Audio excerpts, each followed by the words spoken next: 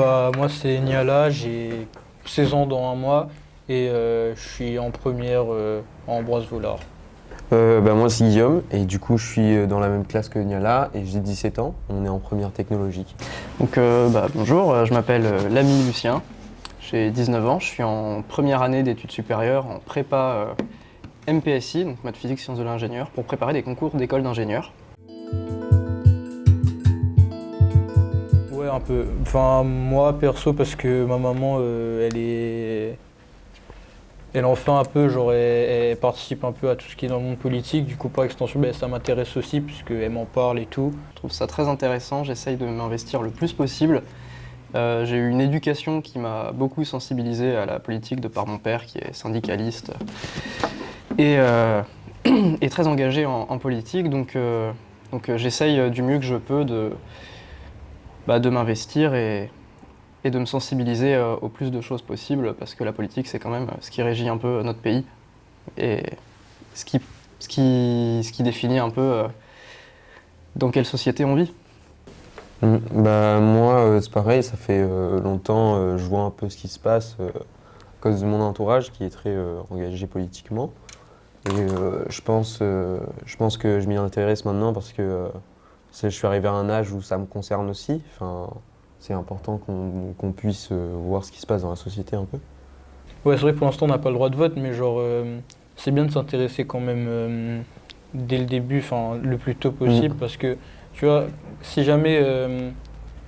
moi, j'ai des amis, ils ont 18 ans, ils savent pas qui voter, du coup, ils votent pas, tu vois, donc... parce qu'ils s'intéressent pas. Donc, plus tu t'intéresses tôt, et plus tu pourras te fonder un avis et savoir qui voter après, quoi.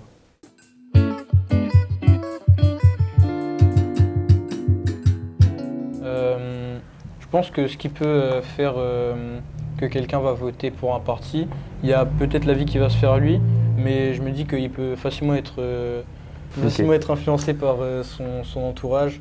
Et ben, par exemple, genre, si tu nais dans une famille qui a plus tendance à voter pour la droite et pour le RN en général, ben, ça va être plus dur. Je dis pas que c'est pas possible, mais genre, ça va être plus dur pour toi de te détacher de cet avis-là et de voter du coup pour un autre parti que le parti que tout ton entourage vote.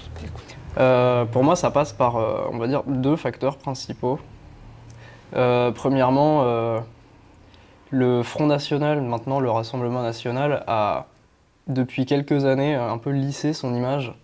J'ai l'impression qu'ils ont quand même beaucoup moins pris la parole, ils ont essayé de reblanchir un peu ce qu'est leur parti. Ça passe notamment par leur changement de nom. Hein. Rassemblement, c'est pas franchement ce qui retranscrit les idées de ce parti. Donc je dirais premièrement par ça, et on n'a plus l'impression que le Rassemblement National est un parti d'extrême droite, il ne faut pas l'oublier. Et aussi principalement grâce aux réseaux sociaux, ça c'est évident.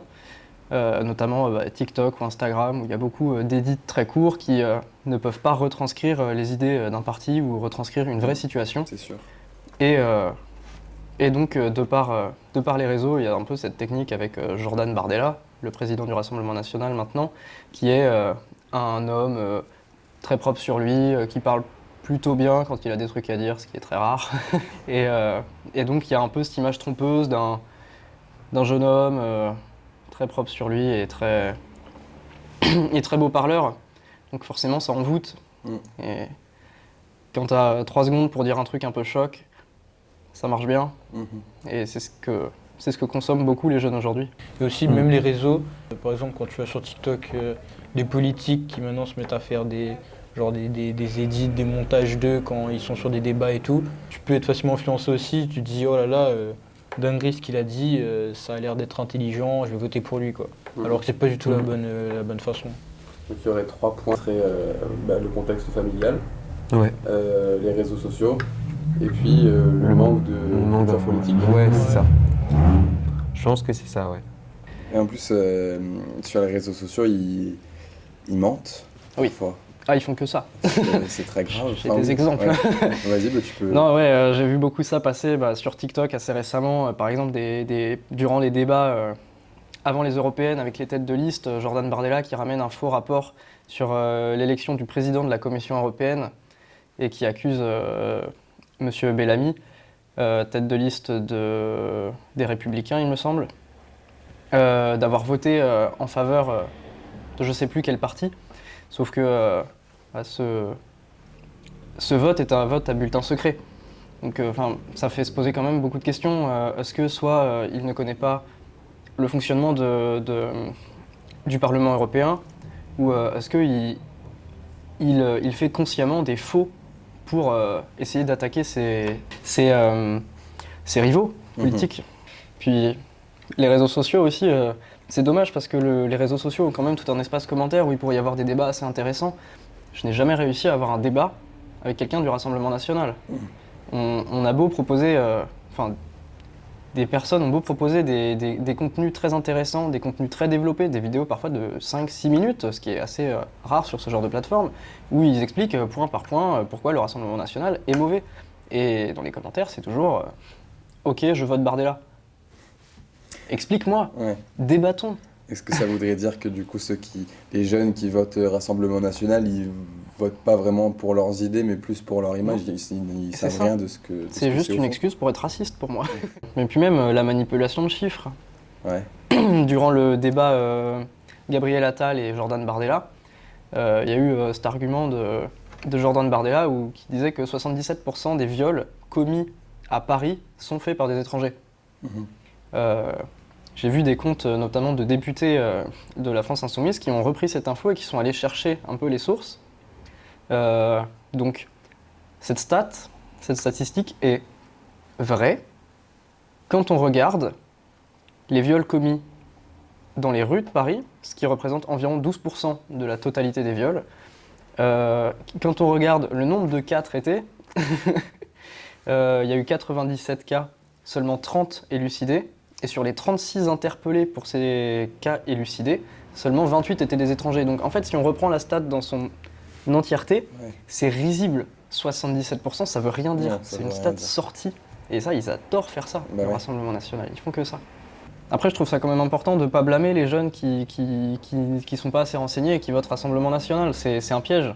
C'est super facile de se faire avoir. Quand tu regardes leur programme, dans l'idée, ils augmentent le pouvoir d'achat, ils augmentent la sécurité, ils diminuent l'insécurité. Mais c'est des belles paroles, mais c'est le principe du Rassemblement national, je trouve. Des réponses très simples à des problèmes très complexes. Ça marche pas de juste dire pour qu'il y ait moins d'insécurité, il faut mettre les étrangers dehors. C'est pas une solution.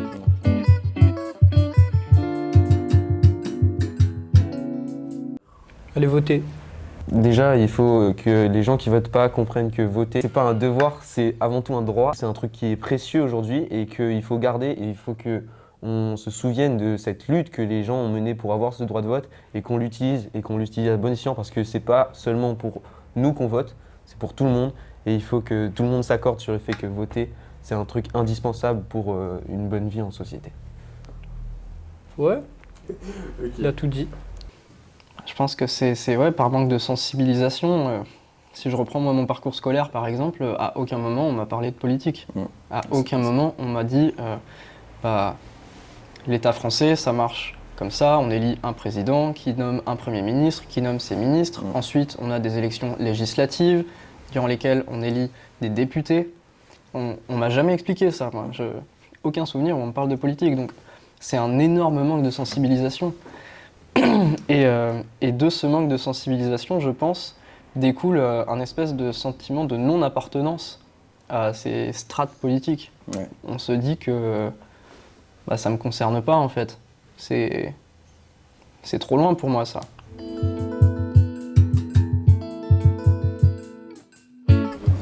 En fait, la politique c'est quand même compliqué parce que chaque parti a des idées bien, mais chaque parti a des idées aussi très très mauvaises et pas folles pour la société.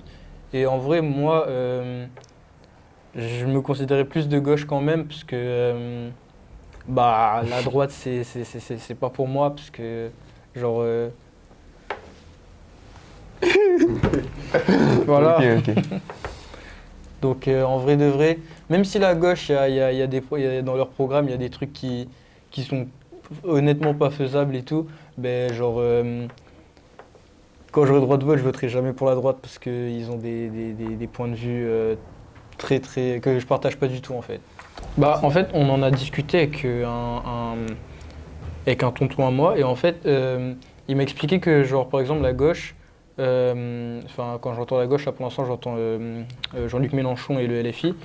En gros, ils veulent reprendre un système économique qui a été mis en place sous Mitterrand, je crois, qui dit que bah, en fait, ils vont enlever de l'argent aux entreprises pour les donner au peuple, pour que le peuple dépense cet argent dans les entreprises, comme ça les entreprises gagnent encore de l'argent, même si on leur a pris pour le donner au peuple.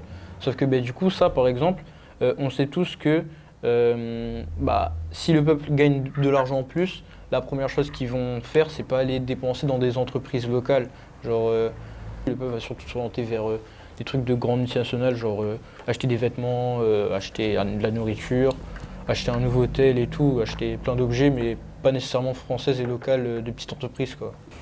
Moi, je suis pas vraiment d'accord avec ça parce que je pense que de toute façon, redistribuer de l'argent, ça pousse à consommer et quel que soit où on consomme, ça fait que l'argent est redistribué et les richesses sont redistribuées. Donc dans tous les cas, ça va créer un roulement. Mais après, de mon point de vue politique, c'est que je pense que je suis profondément ancré dans la gauche parce que, tout d'abord parce que je rejette cette vision inclusive qu'a le RN. En fait, je trouve que les valeurs qui ressortent de la gauche sont plus humaines. Et surtout ici à La Réunion parce que on est tous ici des immigrés. On ne peut pas enlever certains droits aux immigrés vu que nous, de notre point de vue, personne n'était là au début, quoi. On ne peut pas rejeter des gens. C'est contre les valeurs humaines justement. Et qu'il faut venir en aide à tout le monde. Enfin, je sais pas. Bah, en fait, moi, je trouve que les gens qui votent pour le RN, on voit que ça se passe aussi à Mayotte. Ce qu'ils ne comprennent pas, c'est qu'ils votent pour le RN, mais le RN, en vrai, ils font ça juste pour être élus au pouvoir, mais en vrai, eux, le RN, ils s'en foutent un peu, on va dire. Et le problème, c'est qu'il y a des immigrés qui viennent, et puis le RN va diaboliser le fait qu'ils viennent sous la forme de ils sont tous criminels, ils veulent tous le travail des Français, nan, nan. Alors que c'est pas vrai, quoi. Mais à La Réunion, par exemple, il y a beaucoup de Mahorais, de Comoriens ou d'Africains qui viennent. Et il y a des quartiers où ils font n'importe quoi, mais c'est pas que les Mahorais, c'est pas que les Comoriens, mais on associe toujours ça à eux. Et donc c'est pour ça qu'il y a beaucoup de Réunionnais qui votent ça, sûrement. C'est que ils aiment pas les Mahorais et les Comoriens parce qu'ils ont cette vision de casseurs, de ça, quoi.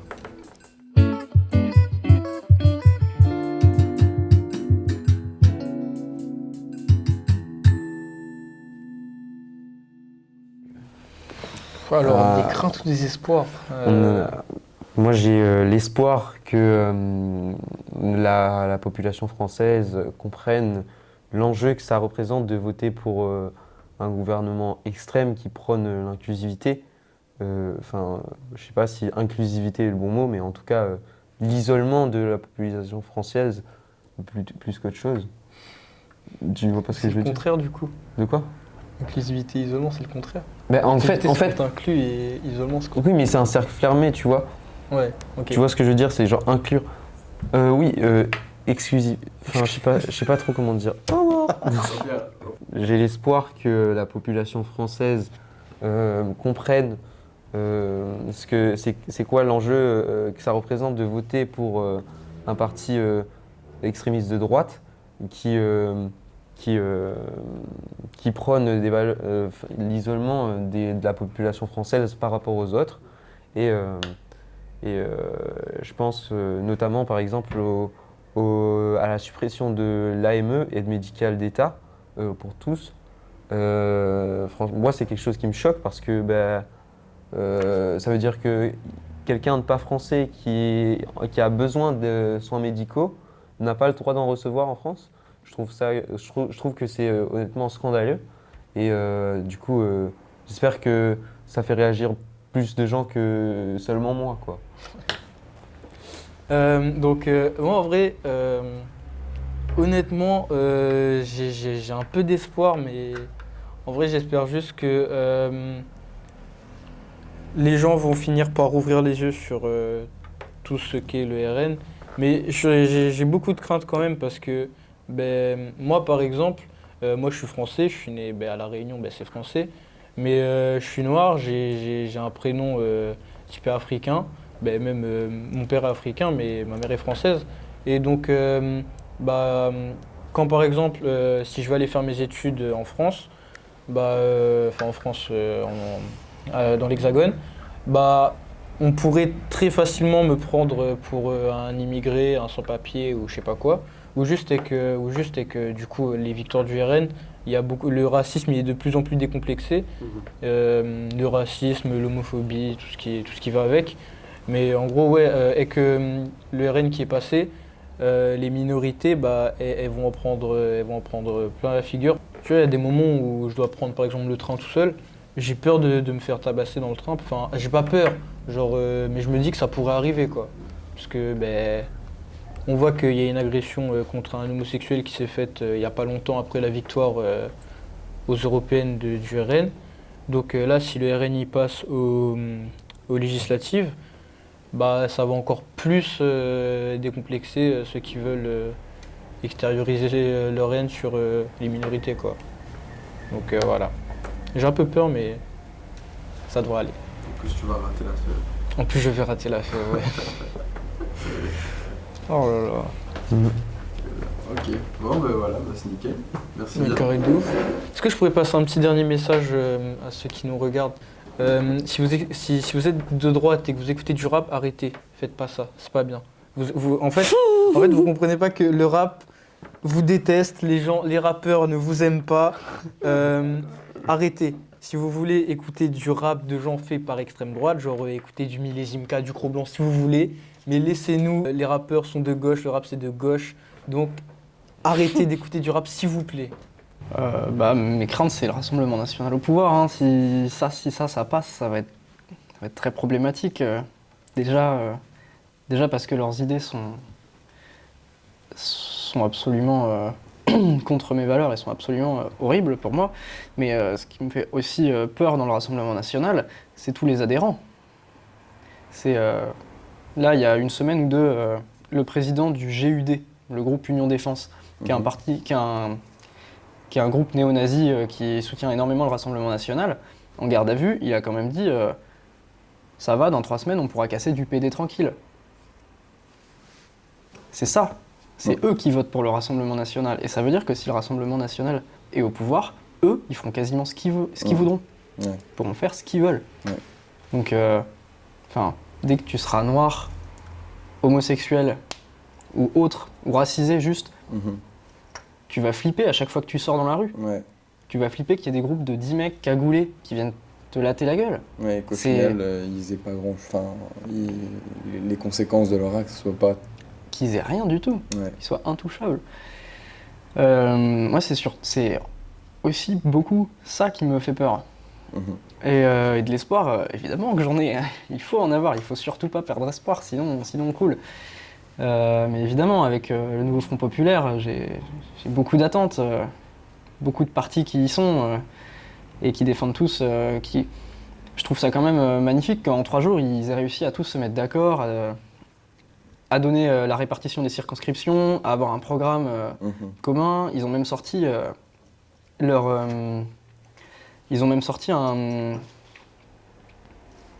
pas vraiment un programme, mais un débrief sur économiquement comment ils allaient faire. Parce qu'ils se faisaient beaucoup attaquer là-dessus, notamment en augmentant le SMIC à 1 600 € net, en réduisant le départ à la retraite à 60 ans.